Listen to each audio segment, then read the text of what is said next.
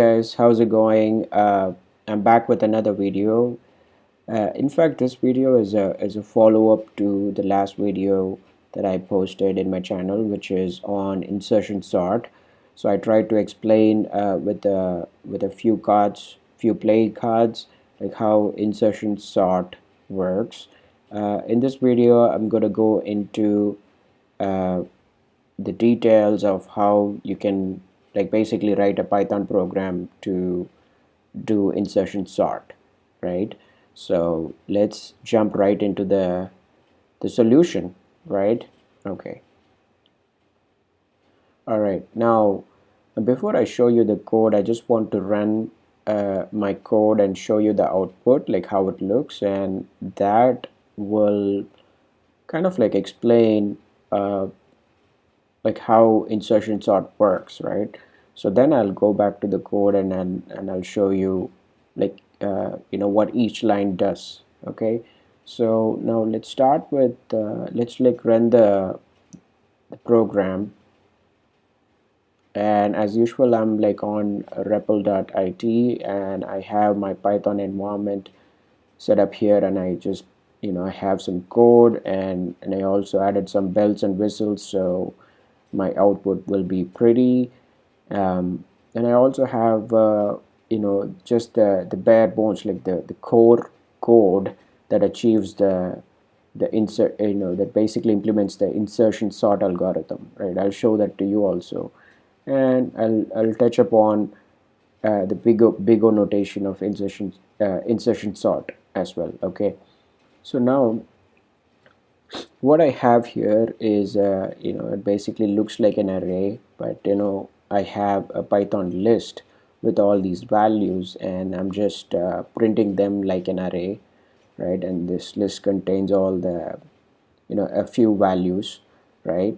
So it basically like like just imagine that the each of these values is uh, is basically a card from uh, your a playing card from your deck of cards, right? So imagine that like all these are spades, and uh, so this is six spade, eight spade, and five spade, and so on, right?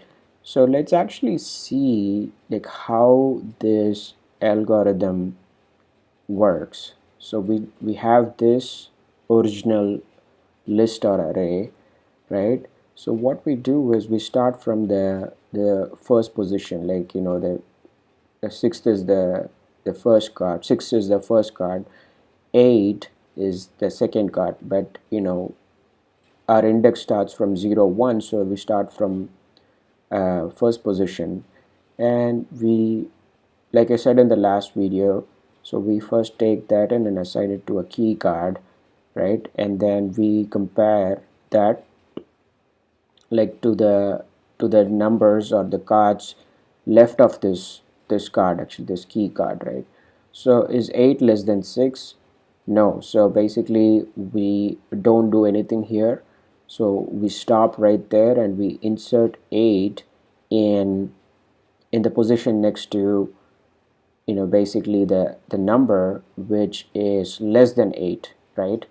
So let's keep going and it'll make more sense. So now the next card that we have is 5.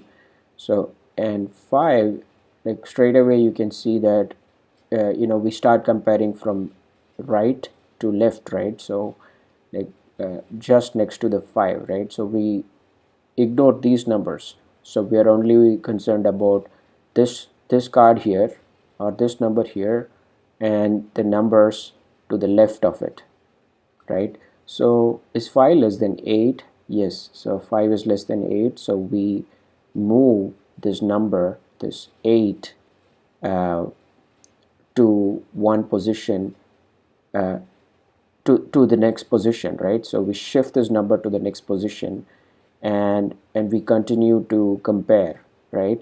So is 5 less than 6? Yes, so now we move this 6 to the next position, and at this point actually there is nothing else to compare with, so we insert this 5 into this position, right? Basically, so Now we keep going. Of course, the next number is 4. So we start, we start here, and okay, we start with 8. Is 4 less than 8? Yes.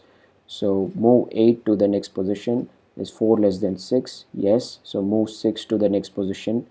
Is 4 less than 5? Yes. So move 5 to the next position. And finally we insert 4 here. Like similarly, then we start with 3 and we move 8 first, then we move 6, then we move 5, then we move 4, and finally we insert 3 in this position.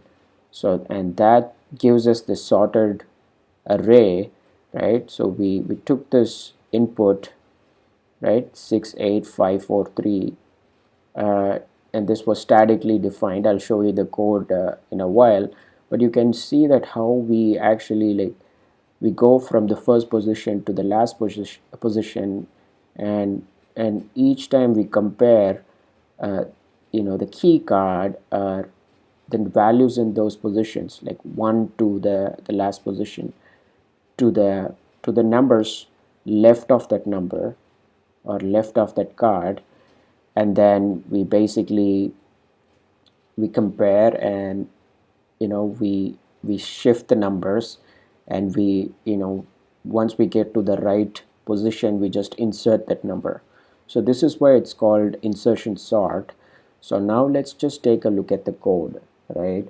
So I'm going to just show you the core code, and you can find this code in my GitHub link, and I will post the GitHub link in the description, so you should be able to get there, uh, get the code.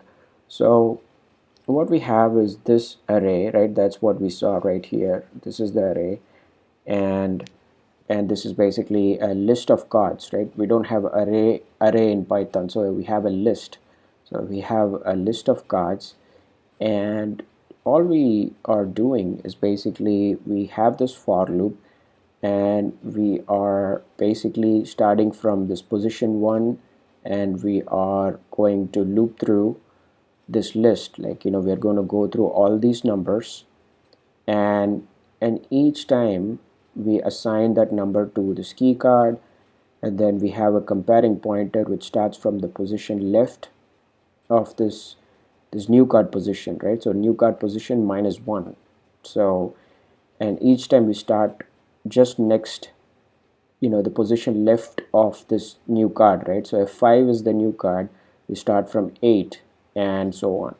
So every time we compare, and we see that the key card is basically less than the value of the card in that comparing pointer position, right?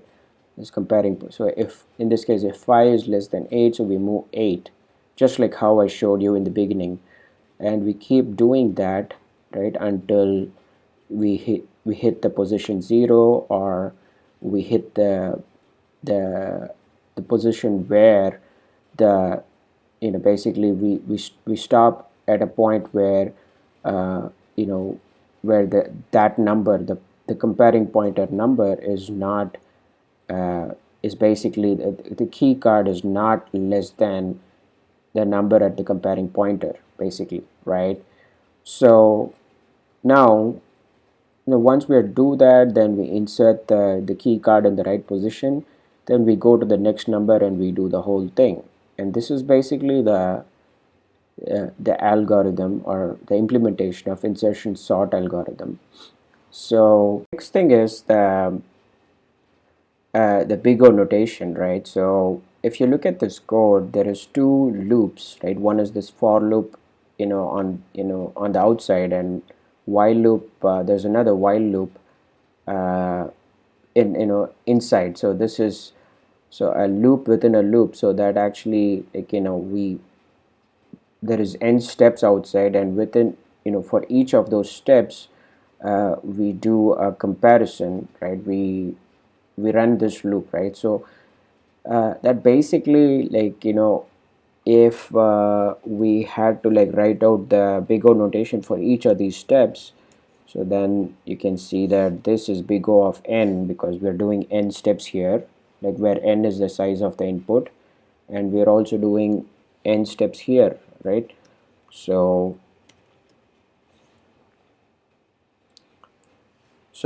this is basically n times n. So the big O notation of this code is big O of n square. So this is a quadratic, this is a quadratic notation, right? So what that means is as the input size increases, the time complexity increases in quadratic nature, right? So that is actually the worst case scenario. The best case scenario is basically when the input is already sorted like this, and in that case we, if the input was already sorted, this inner loop is never, we never get into this inner loop. So basically, like, we'll only take n steps, like we'll check each number and then we'll just keep going, right? And maybe this comparison will happen, but we'll never get into this loop, so we'll just keep going. So that's only n steps. So the best case is big O of n, the worst case is big O of n square. Yep. All right. So cool. All right, thanks for watching the video, and I will see you in another video, and please subscribe to my channel. Bye.